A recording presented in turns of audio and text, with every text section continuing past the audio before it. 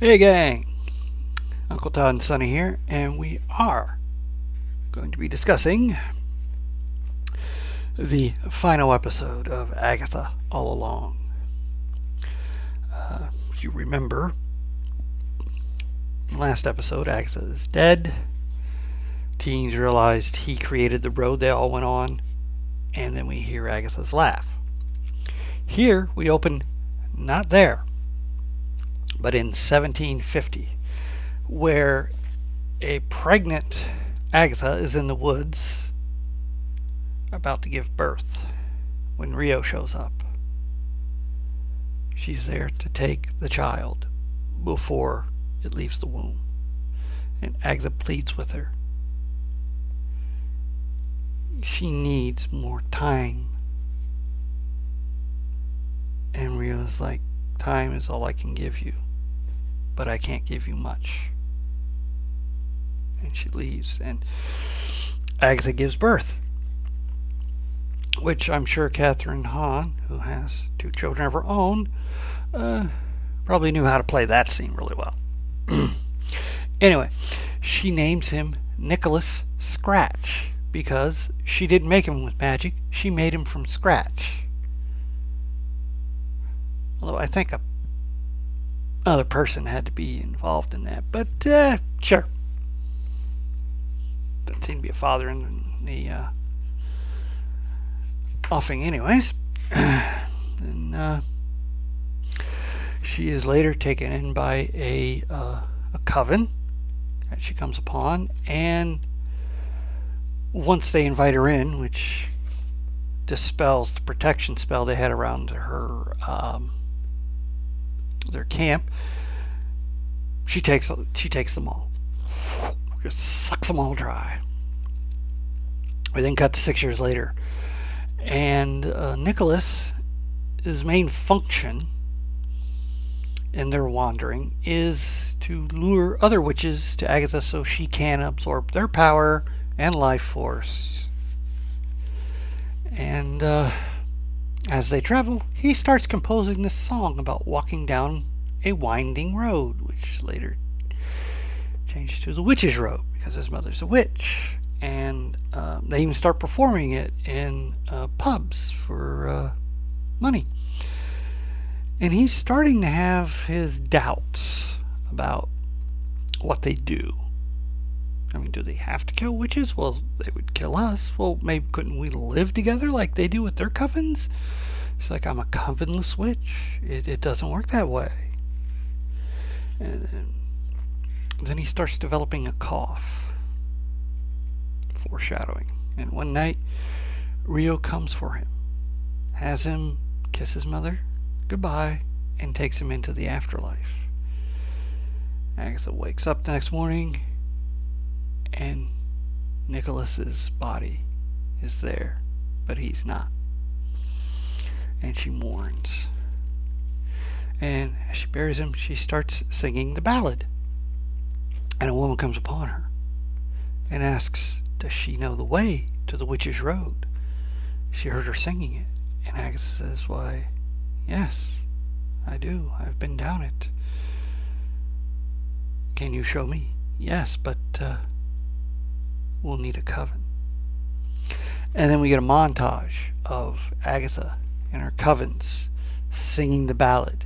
Nothing works, and she berates them and gets some anger so that they attack her, and then she absorbs them. And she's doing this down through the years, the decades, the centuries. And then we come back to Billy and the room, and Agatha is there as a witch, or not as a witch, as a ghost. She did die, she just didn't cross over. And she wants him to know she didn't do this to save him. It was a calculated risk. Billy's distraught, because he caused the death of 3 people. Well, technically only 1. I killed Alice, and Lillian sacrificed herself, so, And you did save a witch, at which point we see Jen come up out of the ground just outside Westview and fly off. Her full powers intact. Well, Billy don't want to hear about it, and he storms off and drives back to Agatha's house. Goes down to the basement, and she's like, "What are you going to do here?" Because she can follow him. She's a ghost. She can go anywhere. And he pulls out the locket that had been knocked off during the fight last episode, and pulling out a incantation book that he found in the among the books on her shelf, because his was destroyed on the road. He starts to cast a spell to banish her from this plane of existence. She will go wherever it is spirits go, because she's done enough damage. And Agatha, who's starting to fade out, in a panic because she can't really grab anything physical, manages to manifest enough physicality to knock the locket out of his hand, which stops the spell. And then she manages to pick up the locket and put it back on her witch outfit where it always belongs, and it starts to glow purple. And Billy's just, he doesn't know really what to do, but using his powers, because the original gate is still there, the opening to his road. And he seals it and puts the names of the three witches, well, two witches plus Sharon, name there as a monument to them. Then Agatha, joining him at his side, says, "Let's go find Billy." Or, let's go find Tommy. So that's where we end the season. And if they have a second season, they've got it pretty well set up. They're going to do a search for Tommy. And we know Tommy's coming back because there was mention of him being in the Vision show that's coming out. So maybe Billy and Agatha will be in that. I do know there is a What If episode coming up in season 3 that will focus around Agatha, because Catherine Hahn is going to be voicing it. Now, if only they would make a Howard the Duck show. I mean, they've shown in What If he works really well in animation. So, Seth Green does a great voice for him.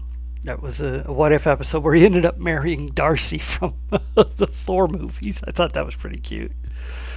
But yeah, they could bring in Bev and they could go on their adventures. They'd be great. I'd really like to see that. But as for this, a nice wrap up.